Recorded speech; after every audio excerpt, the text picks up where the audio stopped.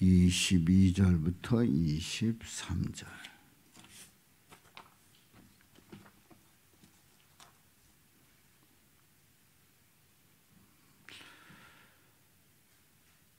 갈릴리에 모일 때에 예수께서 제자들에게 이르시되 인자가 장차 사람들의 손에 넘겨져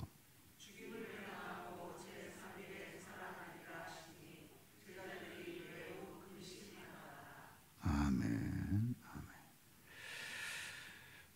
보리떡 기도에 나오신 여러분들을 축복합니다. 이번 고난주간 동안에 우리는 예수님의 순환예고의 말씀을 함께 나눕니다. 지난해에는 이제 월요일부터 금요일까지 그 있었던 일들을 함께 은혜를 나눴는데요. 이번에는 이제 예수님께서 순환 당하실 일을 예고하시는 그 말씀을 나누고 있습니다. 오늘은 죽임을 당하고 제3일에 살아나리라 하는 그 말씀을 하셨는데 함께 은혜를 나누고자 합니다. 자, 우리는 이 순환 예고를 하실 때에 순환 예고하기 전에 순환 예고가 있기 전에 바로 직전에 어떤 말씀이 있었는가 하는 것을 함께 나눕니다. 어제 말씀을 통해서는 베드로가 예수님을 고백을 하는데 주는 그리스도시요 살아계신 하나님의 아들이라고 하는 그 고백을 하면서 칭찬을 받았습니다. 그리고 이제 순환 예고가 첫 번째로 예고가 됐지요. 사실 생각해 보면 주는 그리스도시요 살아계신 하나님의 아들이라고 하는 그 고백을 예수님께서 들으셨을 때 또 사람들이 생각할 때 이 확실한 고백을 했을 때에 순환 예고를 하면 더 깊은 그런 어떤 공감이 되고 그래서 예수님 앞에 엎드리고 예수님을 바라볼 것 같은데 그렇지 않았던 것을 봅니다. 이제 오늘 이 본문 말씀 앞서서 어떤 말씀이 있는가를 우리가 살펴보는데요. 마태복음 17장 14절부터 20절에 있는 말씀에 보면 이제 한 사람이 아들을 불쌍히 여기소서 내 아들을 불쌍히 여기소서 간질로 심히 고생하여 자주 불에도 넘어지며 물에도 넘어지는지라 내가 주의 제자들에게 데리고 왔으나 능히 고치지 못하더이다. 그러니까 아들이 간질로 고생을 해서 자주 불에도 넘어집니다. 물에도 넘어집니다. 간질을 앓게 되면 순간적으로 어떤 그 증상이 올 때에 그 상황에서 판단이 전혀 없어집니다. 그래서 그대로 쓰러지게 되고 이제 그런 어떤 증상을 보이게 되지요. 그러니까 불 앞에 있다가 갑자기 증상이 나타나면 불에도 넘어지는 겁니다. 또 물 옆에 있다가 증상이 나타나면 바로 물에 넘어지는 그런 일들이 벌어집니다. 그 전에 어떤 분이 이제 밥솥에서 밥을 푸다가 그대로 그 증상이 와가지고 그대로 그 밥솥으로 이제 그 손하고 얼굴하고 이렇게 밥솥에 이제 들어간 거예요. 그래서 이제 빨리 발견을 해서 다행히도 뭐 사망에 이르지는 않았지만은 그분의 양쪽 팔이 다 되는 그런 일들도 있었다고 하는 얘기를 들었어요. 아무튼 이 간질은 이렇게 갑작스럽게 일어나는 그런 그 증상으로 인해서 대처하지를 못합니다. 자, 그래서 제자들에게 데리고 왔는데 제자들이 고치지를 못했습니다.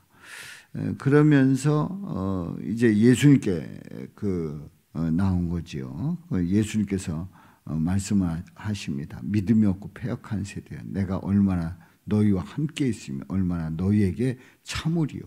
그를 이리로 데려오라. 그래서 우리 예수님께서 꾸짖으시고 귀신이 나가고 아이가 그때부터 이제 나아진 거지요. 제자들이 궁금했어요. 아주 조용히 예수님께 나왔습니다. 제자들은 완전히 스타일이 국인 거지요. 우리는 어찌하여 쫓아내지 못하였나이까? 우리는 어찌하여 쫓아내지 못하였나이까? 그러니까 아니 예수님은 그렇게 쫓아내는데 왜 우리는 쫓아내지 못합니까? 이제 질문한 거죠. 도저히 이해가 안 가는 거예요. 본인들도 이해가 안 가는 겁니다. 그런데 예수님께서 하시는 말씀이 너희 믿음이 작은 까닭이다. 진실로 너희에게 이르노니 만일 너희에게 믿음이 겨자씨 하나일 만한 믿음만 있어도 겨자씨 하나만큼만 있어도 이 산을 명해서 여기서 저기로 옮겨지라 하면 옮겨질 것이고 또 너희가 못할 것이 없으리라. 그 말씀을 하시는 거예요. 자, 우리 20절 말씀 우리 다 같이 한번 읽어봅니다. 시작.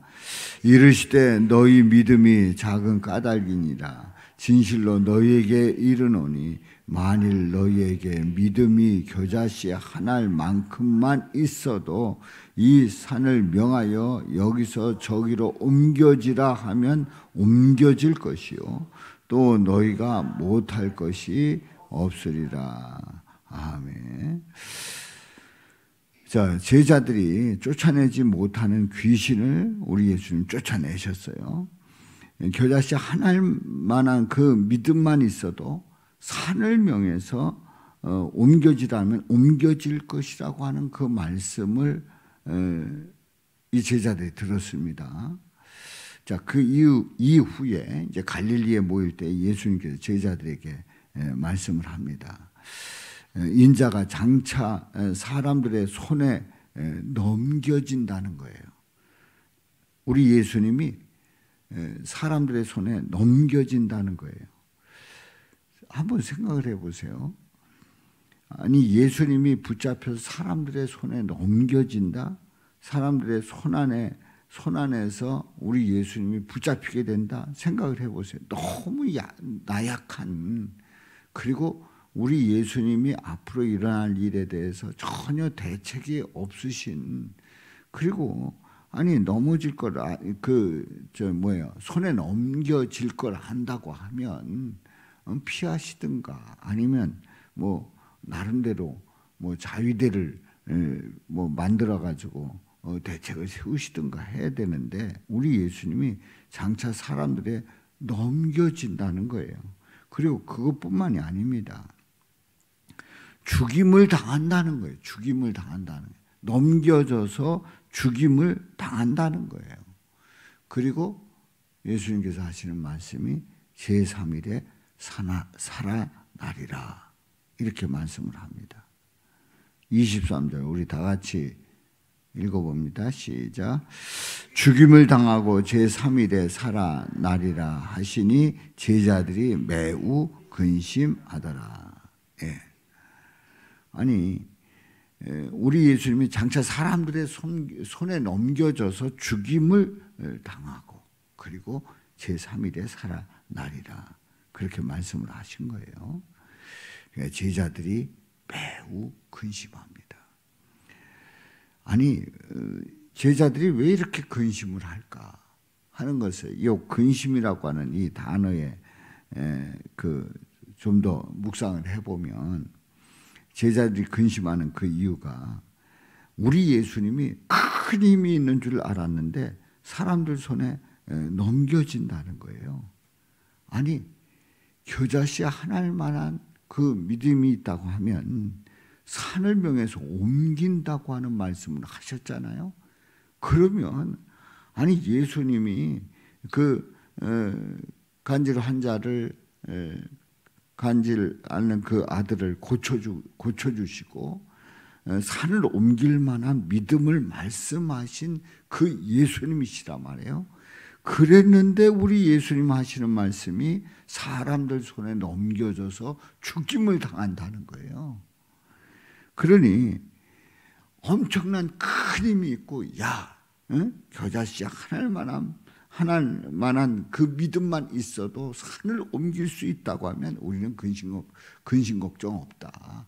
이제는 뭐 어떤 병이든지 다 고칠 수 있다. 뭐 등등의 그 자신감으로 또 그런 자신들의 그런 어떤 그 권세와 능력이 있다고 하는 그런 마음을 가지고 확신을 가졌는데, 아니 우리 예수님이 사람들에 넘겨져서 세상에 죽임을 당한다는 겁니다. 앞뒤 상황이 맞지 않는 겁니다. 정확하게 얘기하면 앞뒤 상황이 맞지 않는 거예요. 아니 그렇게 큰 능력이 계신 분이 세상에 사람들 손에 넘겨져서 죽임을 당한다. 앞뒤 상황이 맞지 않는 거예요. 우리는 믿음 생활하다 보면 앞뒤 상황이 맞지 않을 때가 있어요. 우리 주님께서 큰 은혜를 주시고 복을 주시고 우리를 지켜주신다고 했어요. 그런데 우리 삶 속에서 어느 때는 보면, 아니 주님이 살아계시다면 아니 이런 일이 일어날 수 있는가, 또 이런 상황이 맞닥뜨릴 수 있는가 하는 그런 의문을 가질 때가 있단 말이에요. 앞뒤 상황이 맞지 않을 때가 있단 말이에요. 자, 예수님을 따라온 결과에 대해서 얼마나 허탈했겠어요. 생각을 해보세요. 이 사람들은, 예수님의 제자들은 다 금을 다 버려두고 배 버려두고 3년 동안 예수님을 따라 다녔단 말이지요. 그리고 사람들의 뭐 손가락질도 받고 쟤들은 왜 저러고 다니냐 하는 그런 소리도 들었고 그랬는데, 생각해 보면 아니 예수님이 결국 죽임당한다는 거예요. 얼마나 허탈하겠어요. 얼마나 허탈하겠어요. 그게 얼마나 허무하겠냐 말이에요. 그동안 3년 동안 돈 벌었어도 얼마나 많이 벌었고 3년 동안 또 가족들과 함께 지냈으면 얼마나 재밌게 지냈겠냐 말이에요.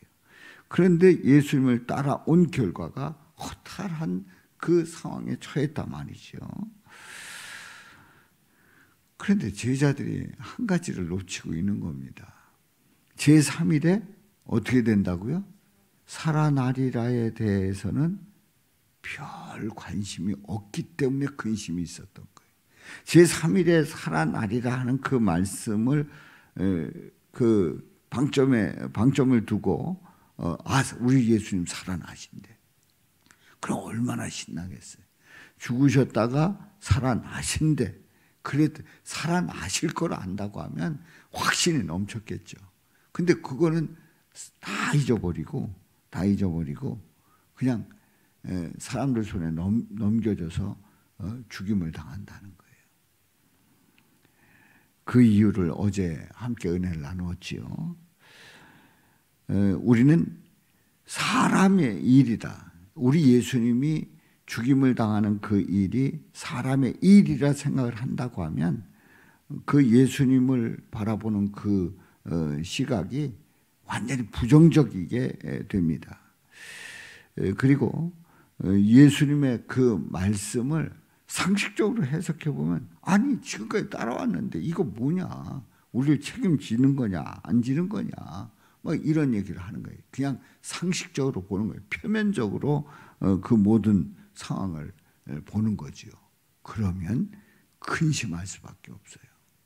우리가 믿음 생활하다 근심할 때 잘 돌아보면은 그것을 표면적으로 그리고 상식적으로 보기 때문에 근심이 찾아오게 돼 있단 말이에요. 그런데 하나님의 일이라고 생각을 한다고 하면 예수님의 순환 예고가 들어올 것이고 또 사흘 만에 부활하신다 하는 그 말씀에 대해서 확신을 가지게 될 거란 말이에요. 그래서 우리는 예수님의 말씀을 표면이 아니라 이면으로 봐야 되고 진리로 볼 때에 은혜가 될 줄로 믿습니다. 확신을 가지게 될 줄로 믿습니다. 근심 걱정을 떨어뜨릴 줄로 믿습니다. 물리칠 줄로 믿습니다. 그래서 우리는 예수님의 순환에 대해서 이제 그 5번에 걸쳐서 함께 은혜를 나누는데요. 예수님의 순환에 대해서 누구 관점으로 봐야 돼요? 나의 관점이 아니라 누구의 관점이요? 예수님의 관점으로 봐야 합니다. 할렐루야.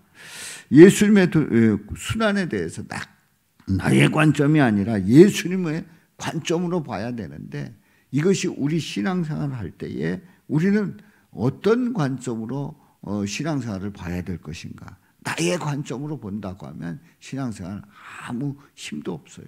재미도 없고, 그리고 희망도 없어요. 나의 관점이 아니라 예수님의 관점으로 볼 때 어떤 상황 속에서든지 이겨나갈 수 있고, 또 그 문제 속에서 살아계신 하나님의 놀라운 역사를 체험하게 될 줄로 믿습니다. 이런 은혜가 함께 하시기를 주님의 이름으로 축원합니다. 살아계신 아버지 하나님,